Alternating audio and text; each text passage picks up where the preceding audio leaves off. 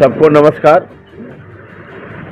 दीपावली की सबको अग्रिम शुभकामना है। साथ में दुख भी है कि ऐसे त्यौहार के अवसर पर हम लोग शर्मसार हैं कि हमारे ज़िले में इतनी दुखद घटना हुई कि हमें शर्म से हमारा सर ऊपर नहीं उठना चाहिए। हमें रीवा ज़िले में के लोग हैं, रीवा हमारी पैदाइश है। हमारे यहाँ जो बाहर से अधिकारी आते हैं इनसे हमें उम्मीद नहीं करना चाहिए, क्योंकि इनकी ये मातृभूमि नहीं है। ये अपना जो धर्म लेके आते हैं वो अपना करते हैं। इनको कोई फर्क इसलिए नहीं पड़ना चाहिए कि एक एक पुलिस के अधिकारी के घर में, एक एसपी के घर में 40-40 सर्जरी लगे हैं। 10 खेती कर रहा, 10 वो कर रहा, 5 गनमैन लेके घूम रहे हैं। इनके बाल बच्चों को तो कोई दिक्कत होनी नहीं। हमें आपको इसी समाज में रहना है।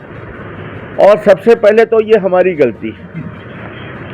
अगर देश में कोई निर्भया कांड हो या कोई के बंगाल वाला कांड हो तो ये हमारे लिए शर्म और दुख की बात तो है, और उसका हम दुख भी मनाते हैं, जुलूस भी निकालते हैं।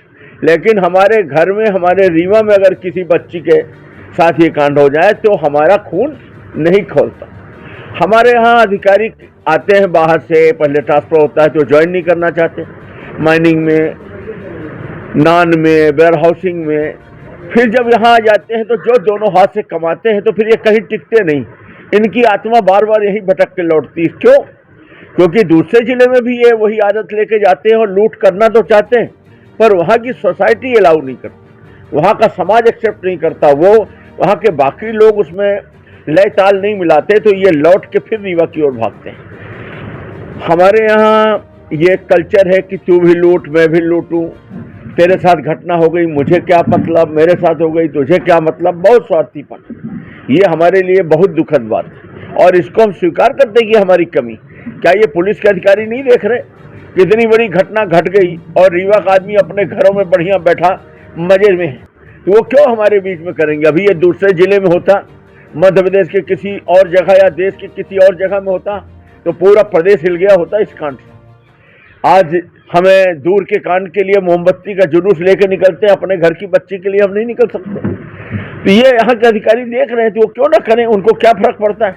इतनी बड़ी घटना घट गई, कोई नेता ये कृत्य नहीं चाहते, चाहे वो पक्ष का हो, चाहे विपक्ष का हो, चाहे हमारे विरोधी हो। हम ये नहीं कहेंगे कि कोई भी ऐसा कृत्य चाहता है, पर रीवा में लगातार आप देख रहे हैं, आप सब जानते हैं, आप समाज के बीच रहते हैं कि रीवा की आम आदत, आम घटनाओं में हो गया है कि लोग इस तरह की घटनाएं ये कुछ सामने आ जाती है, बाकी रोज हो रही, ये नशेगत हो रही। हमारे नेता ये ऐसे नहीं चाहते कि नशेगत मतलब ये कोई इस तरह का बलात्कार के केस हो, साथ साथ दरिंदे किसी बच्ची के साथ ये सब करें, घर घर जो लूट हो रही, रोज गोलियां चल रही, लेकिन कोरेक्स बिछवाना चाहते हैं। एक तरफ उड़ता पंजाब था तो आज है बहता रीवा। रीवा में कोई रिश्ता करने को तैयार नहीं। हर कोई जानता है कि रीवा मतलब कोरेक्स सिटी, नशे की चपेट में है रीवा। ये आखिर ये हमारे नेता ऐसे अधिकारियों को क्यों संरक्षण दे रहे हैं? ऐसे पैकार करने वालों को, ऐसे पैकारी करने वालों को अपने बगल में बैठाकर क्यों फोटो खिंचवा रहे हैं? क्यों उनके ऊपर हाथ रखे हुए हैं? जो टीआई शराब के कारोबार में, नशे के कारोबार में पार्टनर है, पूंजी लगाए हैं, उनका स्थानांतरण क्यों नहीं हो रहा? ये सब एक ज्वलंत प्रश्न है जो सबके सामने हो रहा है। और ये जो संरक्षण की राजनीति है, इसी के कारण आज हमारा रीवा जिला कोरेक्स सिटी बन चुका है। अब वो जो अपराधी पुलिस के साथ फोटो खिंचाएंगे, पैकारी करेंगे, उनके साथ बैठेंगे उठेंगे, वो क्यों डरेंगे? आपको एक नई चीज मैं बता रहा हूं, आप इस पे उतरिए। ये पुलिस को ये सामने रखना पड़ेगा। ये जो आरोपी पकड़े गए हैं 7 या 8, इनमें से 3 आरोपी पुलिस के रेगुलर पैकार, ये शराब पैकारी का और ये कोरेक्स का कारोबार करते हैं। ये वही नशेगत अपराध है जो रीवा में नशेगत अपराध पहला। रीवा में आप ये बताइए, दुश्मनी के नाम पर कौन किसको गोली चला रहा है?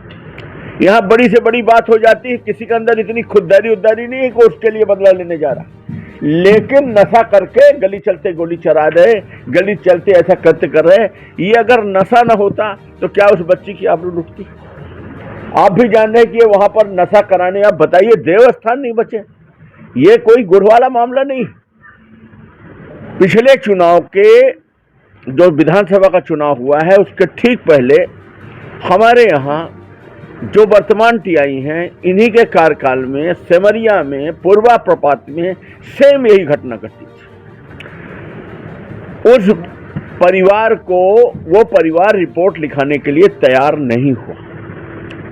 हम सब कुछ जानते हैं, लेकिन हम उसका, एक तो उसकी इज्जत क्यों खराब हो, दूसरा बात पुरानी हो गई, तीसरा वो मना कर देगा तो क्या रह जाएगा। लेकिन ये बात पुलिस को भी मालूम, पुलिस तक ये बात थी। हमने लिख कर दिया है, नया परसीमन हुआ, हमने इस शर्त पे उसमें दस्तखत भी किया, कई लेटर लिख के दिए कि हमारे यहाँ पूर्वा प्रपात और बसावन मामा में इस तरह की घटना होती हैं। अभी 2 महीना पहले बसावन मामा में घटना हुई, महिला वो रिपोर्ट कराने गई, टीआई ने समझौता करा दिया। अधिकारी के पास गई तो वो उससे अश्लील बातें कर रहे थे। आपको पता है यहाँ क्या क्या होता है। ये इतना जलता हुआ रीवा है और यहाँ की पुलिस तो शर्मसार कर देने वाली। अब यहाँ पर हमारे यहाँ एसडीएम सिन्हा, एक कलेक्टर महोदय ने उसको अकेले नहीं भेजा, विथ पीए भेजा। वो एक नाम है ना, अभय नाम का, जो यहाँ भी पूरा सिरमौर सिमरिया चीख मारे है। वो अंदर बैठ जाएंगे, बाहर वो उसको दलाली के रूप में छोड़ देंगे, वो कलेक्शन एजेंट बन के कलेक्शन करेगा। यहाँ पर चाहे शराब का कारोबार हो, चाहे माइनिंग का कारोबार हो, चाहे खाद्यान्न खरीदी का मामला हो, पूरे अधिकारी सोच रहे हैं कि हम भी इस कुएं में भाग गुलिए, 2 लीटर हम भी भरें और ये चलता रहे। ये तो सब आपके सामने है। अब आप देखिए 21 अक्टूबर को घटना घटती, वो परिवार दहशत में और सदमे में रहता है। 22 तारीख को जब उसकी तबीयत बिगड़ती है, उसको डॉक्टर की जरूरत पड़ती है, तब वो बात खुलती है, तब वो पुलिस के पास जाती है। 23 को सीएम साहब की साहिब बंदगी के चलते कि 23 को सीएम साहब आएंगे तो उनकी साहिब बंदगी बहुत आवश्यक, इसलिए 22 को उसको भगा दिया जाता है। वो इधर उधर भटकती रहती है। फिर 23 तारीख के बाद जब साहब चले जाते हैं तो 24 तारीख को उसकी एफआईआर होती है। और आज कितनी तारीख है? आपको लगता है ये एक दिन पहले का मामला है? ऐसा नहीं लगता, जैसे सब कुछ ठंडा हो चुका है। भले आरोपी पकड़ लिए गए होते, लेकिन इसके बाद भी पूरा का पूरा जिला जल रहा होता, सब लोगों का खून खौल रहा होता, लोग सड़कों पे होते और कोई जगह होती। आप देखिए, आपको कहीं कुछ ऐसा नजारा आ रहा? अब कहाँ गया उल्डोजर बुलडोजर? अब आपके पैकार हैं, आप चलाओ। तो ये स्थिति है। आज सुबह एक फोन आया पिपरवार से, एक चोरी की घटना हुई। एक बच्चे ने फोन किया, एक लड़का है, युवा ही है, बोला हमारे यहाँ चोरी की घटना हुई भैया, पुलिस नहीं कर रही है और हमारी माँ के साथ दुष्कर्म हुआ, चोर कर गए। हमने कहा बेटा, मैंने उसको बुलाया था, हमने कहा रिपोर्ट लिखाओगे? बोला रिपोर्ट तो ना लिखवाई।